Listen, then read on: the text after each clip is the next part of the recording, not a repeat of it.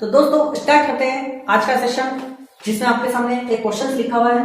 Question क्या कह रहा है, यदि एक कक्षा के गणित के 10 छात्रों को ये नंबर मिले, ठीक है, कोई स्टूडेंट है 10th क्लास का, उसको इतने इतने नंबर मिलते हैं, तो इनका समांतर माध्य बताओ, या फिर कह सकते हैं अर्थमेटिक मीन्स बताना है आपको, ठीक है, कि इसका मीन क्या होगा। तो उस मीन को बताने के लिए एक सिंपल सा फॉर्मूला आता है। देखो पहले मैं पूरा आपको लिख के बताता हूँ, क्योंकि आपका जो पेपर होता है वो होता है डिटेल में, ठीक है, आपको पूरा कुछ लिखना होता है। क्लास 10 के अंदर जो पेपर्स होते हैं, आपके 11th के अंदर स्टैटिस्टिक्स होता है, या फिर आप अदर ग्रेजुएशन वगैरह में या फिर कॉम्पिटिशन की तैयारी कर रहे हो, या फिर कहीं और, तो कहीं डिटेल यूज होती है, कहीं ऑब्जेक्टिव टाइप क्वेश्चन होते हैं, तो डिटेल वाले क्वेश्चन होते हैं वो यूज होता है। तो डिटेल को करने के लिए हम लोगों को क्या करना है, पूरा पढ़ना पड़ेगा। तो हमको क्या गिवन है, हमको गिवन है क्या दिया है, हमको दिया है, मान लीजिए हमको xi का वैल्यू गिवन है, कितना है 52, 75, 40, 70, 43, 40, 65, 35, 48 एंड 52, ये वैल्यूज हमको गिवन है।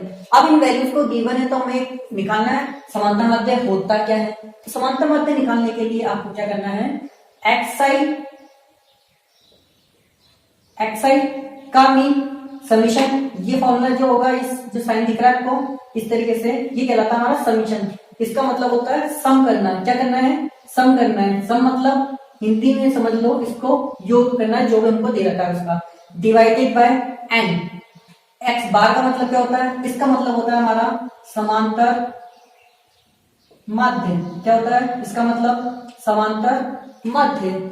इसको इंग्लिश में बोलते हैं मीन। क्या बोलते हैं इसको, मीन, ठीक है। समीशन ऑफ xi और n, समीशन का मतलब क्या कह रहे हो सर, हमको समझ में नहीं आया। बिल्कुल आएगा समझ में। समीशन का मतलब है आपको जो नंबर ऑफ टर्म्स गिवन है, जो भी नंबर ऑफ टर्म्स, ऐसे बोल सकता हूं मैं, सम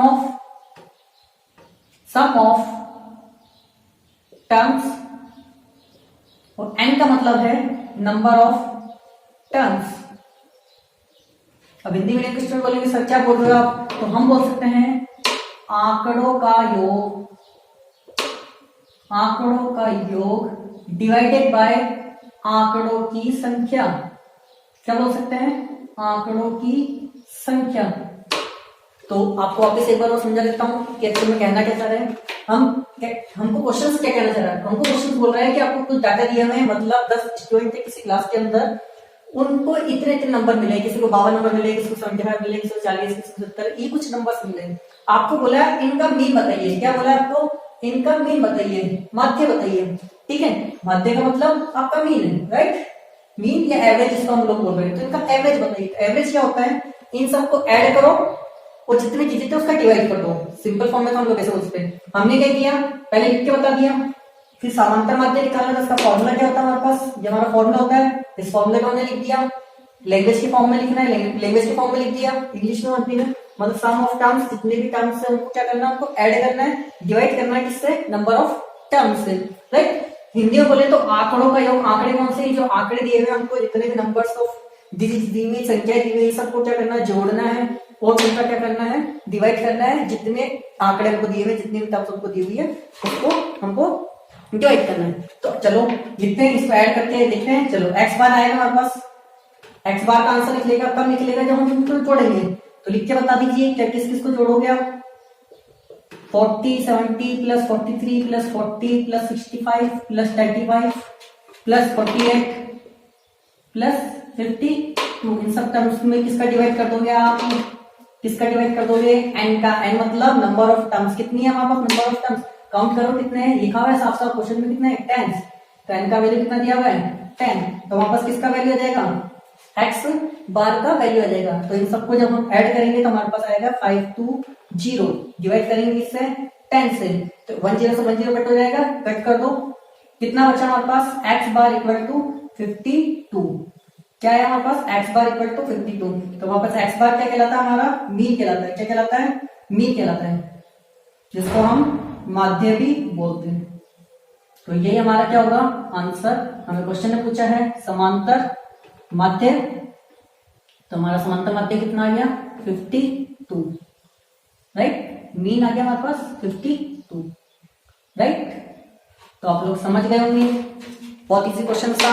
देखते हैं दोस्तों, अब इस क्वेश्चन को कंपटीशन एग्जाम के अकॉर्डिंग यदि क्वेश्चंस आ जाए तो इस क्वेश्चंस को हम लोग किस तरीके से हैंडल करेंगे।